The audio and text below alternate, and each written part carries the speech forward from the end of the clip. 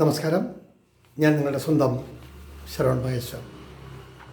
Spark media അവതരിപ്പിക്കുന്ന കാലമേ പാർവതിയോട് പറയൂ എന്ന 101 കവിതകളടങ്ങിയ സമാഹാരത്തിലെ ഒരു കവിതയെക്കുറിച്ചിട്ടാണ് ഞാനിവിടെ പറയാൻ പോകുന്നത്. കമലാംബികെ. ഈ ചൂടത്ത് എൻ്റെ ഷൂട്ട് നടക്കുമ്പോൾ ഞാനീ പുതച്ചിരിക്കുന്ന ഓരോന്നും എനിക്ക് കിട്ടിയ പൊന്നാടകളാണ്. എഴുത്തിൻ്റെ ദീർഘമായ വേദിയിൽ അംഗീകാരങ്ങളുടെ പൊൻതൂവലും ബഹുമാനിക്കപ്പെടുന്നതിൻ്റെ ഓർമ്മകളും പേറി നിൽക്കുന്ന കുറേയധികം പൊന്നാടകൾ. ആ പൊന്നാടകൾക്ക് ഇങ്ങനെയും ഒരു ഗുണമുണ്ടാവട്ടെ എന്ന് എനിക്ക് തോന്നി. വളരെ വിനയപൂർവ്വം പറയുകയാണ്.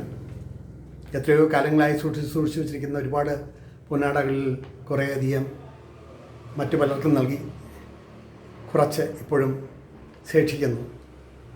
അതാണ് ഈ എപ്പിസോഡിൽ ഞാൻ ഉപയോഗിച്ചിരിക്കുന്നത്.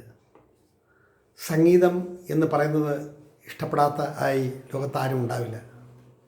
എത്ര ദുഃഖമുള്ളവർക്കും എത്ര പ്രയാസമുള്ളവർക്കും മനസ്സിന് ഇഷ്ടപ്പെടുന്ന ഒരു ഗാനം കേട്ടാൽ നമ്മുടെ മനസ്സിനെ സമാധാനത്തിൻ്റെ, സന്തോഷത്തിൻ്റെ പാതയിലേക്ക് നയിക്കാൻ കഴിയും എന്നതാണ് എൻ്റെ വിശ്വാസം.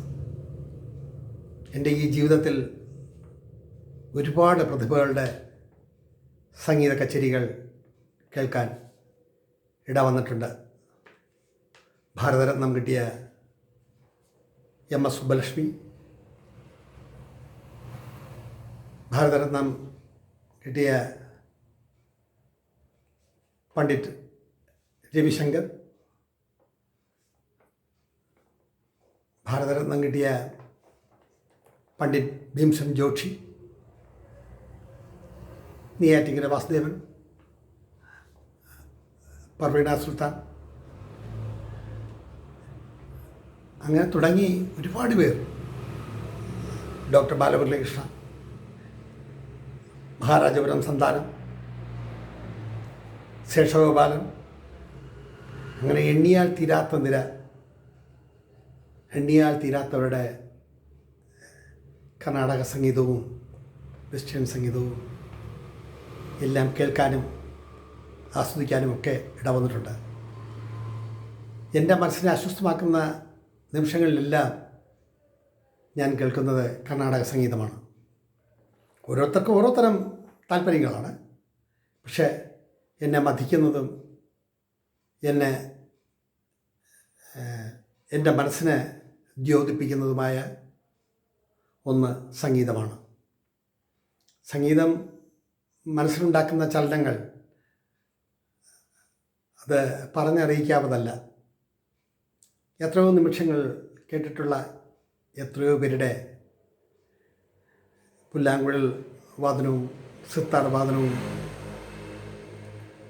അങ്ങനെ സംഗീതത്തിൻ്റെ വിവിധ മേഖലകളിൽ ഉള്ളവരുടെ പ്രോഗ്രാമുകൾ ലൈവായിട്ട് കാണാനും കേൾക്കാനും ആസ്വദിക്കാനും ഒക്കെ കഴിഞ്ഞിട്ടുണ്ട്. സംഗീതം എൻ്റെ ജീവിതത്തിൽ ഒരുപാട് ഗുണം ചെയ്തിട്ടുണ്ട് എന്ന് വേണം പറയാൻ. പ്രത്യേകിച്ചും സ്വാതി തിരുനാൾ മഹാരാജാവിൻ്റെ കൃതികൾ, അത് യേശുദാസും ഡോക്ടർ ബാലമുരളീകൃഷ്ണയും നെയ്യാറ്റിൻകര വാസുദേവനും അങ്ങനെ പ്രഗത്ഭരായിട്ടുള്ളവരെല്ലാം പാടിക്കേട്ടിട്ടുള്ള ആ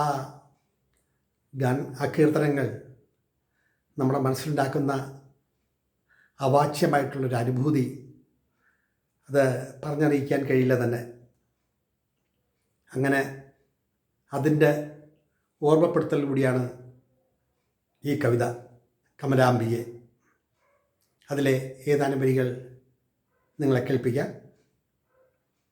പാടുക പാടുക ഈ സന്ധ്യയിൽ, പാടുക പാടുക ഈ സന്ധ്യയിൽ, കാറ്റായി വന്നു സംഗീതമായി മാറുമീ വേദിയിൽ, കാറ്റായി വന്നു സംഗീതമായി മാറുമീ വേദിയിൽ മൃദംഗധ്വനിയിൽ ആരവം ഉച്ചസ്ഥായിയിൽ കേൾക്കയായി മൃദംഗധ്വനിയിൽ ആരവം ഉച്ചസ്ഥായിയിൽ കേൾക്കയായി തനിയാവർത്തനം മുഴങ്ങുന്നു വേദിയിൽ തനിയാവർത്തനം മുഴങ്ങുന്നു വേദിയിൽ ജീവന്റെ ചടുലതാളം മനസ്സിനെ പുളകിതനാക്കും ആനന്ദഭൈരവിയോ തോടിയോ അറിയില്ല